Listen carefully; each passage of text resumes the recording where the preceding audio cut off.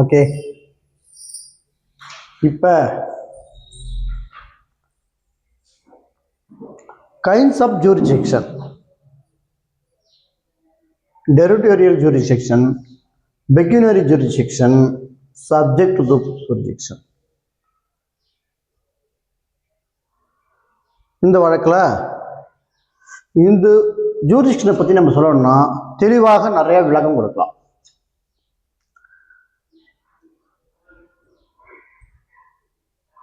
ஒரு அதிகார வரம்புக்கு முன்சிப் கோர்ட்டுடைய அதிகார எல்லைக்கு உட்பட்ட ஒரு வழக்கு அந்த இருக்குன்னா பெக்யூனரி ஜூரிஸ்டிக்ஷன் பிரகாரம் தான் அதிகமாக வரும். 1,00,000க்குள்ள ஒரு முன்சிப் கோர்ட்டு எந்த எல்லைக்கு உட்பட்டதோ அந்த எல்லைக்கு உட்பட்ட கோர்ட்டுகளில் இருக்கிறவங்க தான், அந்த எல்லையில் இருக்கிறவங்க, அந்த ஏரியாவுக்கு அந்த அதிகார வரம்பிற்கு உட்பட்டவங்க முன்சிபல் கோர்ட்டில் வழக்கு தாக்கல் செய்ய முடியும். Value of the monetary value வச்சு கொண்டாந்து தாக்கல் செய்ய முடியும். உதாரணமாக 1,00,000 வரைக்கும் உள்ள அனைத்து வழக்குகளும் முன்சிப் கோர்ட்டில் தாக்கல் செய்யலாம். சப்கோர்ட்டு என்ன பண்ணா பெக்யூனரி ஜூரிஸ்டிக்ஷனை எக்ஸைட் பண்ணிடும். அப்போ above 1 lakh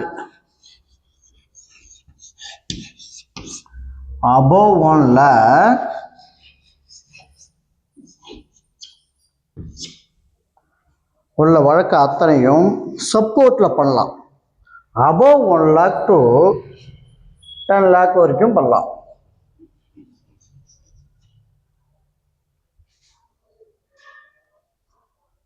above 10 lakh இப்போ மாறிட்டாங்க. அது நிறைய விஷயம் இருக்கு. டிஸ்ட்ரிக்ட் கோர்ட்டில் என்ன பண்ணுறாங்கன்னா above 10 lakh to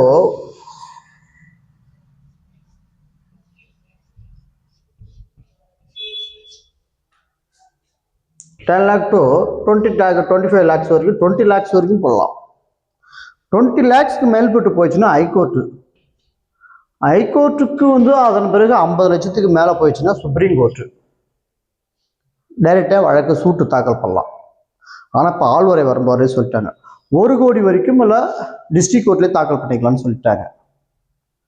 ஆனால் ரெஃபர் பண்ணி ஹைகோர்ட்லேயே தாக்கல் பண்ணுற சூழ்நிலை வந்தாலும் ரெஃபர் பண்ணி ஒருத்தங்க தான் பண்ணுவாங்க. 20 லட்சத்துக்கு மேலே போயிட்டாலே ஹைகோர்ட்டில் டைரெக்டாகவே தாக்கல் பண்ணிடலாம். அந்த சூழ்நிலை தான் இப்போ மாறி போச்சு. டெரிட்டோரியல் ஜூரிஸ்டிக்ஷன் அதுமாரி தான். டெரிட்டோரியல் ஜூரிஸ்டிக்ஷன் மாகாண ஆழ்வரை எல்லைக்கு உட்பட்டது. பெக்யூனரி ஜூரிஸ்டிக்ஷன்னா அது மானிட்டரி வேல்யூவுக்கு உட்பட்டது. சப்ஜெக்ட்னா எந்த சப்ஜெக்ட் எந்த எல்லைக்கு வரணும், சப் மேட்டர்லாம் இருக்குது பார்த்தீங்களா, அதெல்லாம் அந்த சப்ஜெக்ட் மேட்டரில் தான் எல்லாமே எந்த எல்லைக்கு வரணுன்றத சொல்ல முடியும். அந்த எல்லைக்கு உட்பட்ட ஏரியாவில் சப்கோர்ட்டில், டிஸ்ட்ரிக்ட் கோர்ட்டில், முன்சிப் கோர்ட்டில் அதுக்கு ஏற்றவாறு வழக்குகளை தாக்கல் செய்ய முடியும். ஒரு காசாபாக்ஷனை உருவாக்குற அதிகாரத்தை இந்த 3ஐயும் வச்சு தான் இடப்பட முடியும்.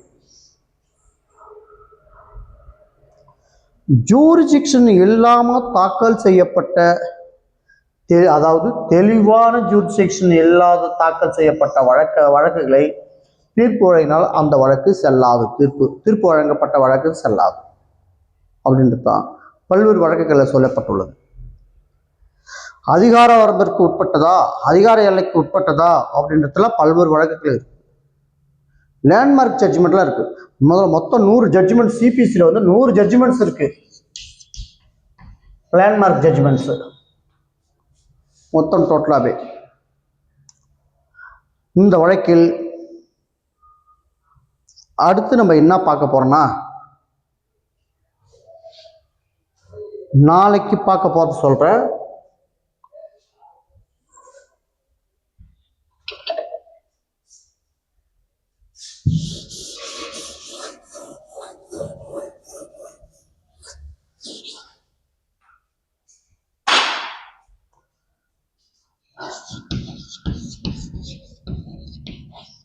செக்ஷன் 9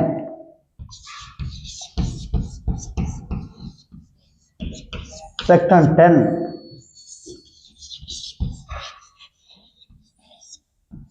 செக்ஷன் 11 இது 3ஐயும் நாளைக்கு பார்க்குறோம். இது வெரி வெரி இம்பார்ட்டன்ட். ஆகிய இவ்வளோ நேரத்துக்கு வீடியோவுக்கு ஒத்துழைப்பு தந்த மேடம் ரொம்ப ரிஸ்க் எடுத்துட்டு இருந்தாங்க. மேடம் அவர்களுக்கு மிக்க நன்றி. முடிச்சு.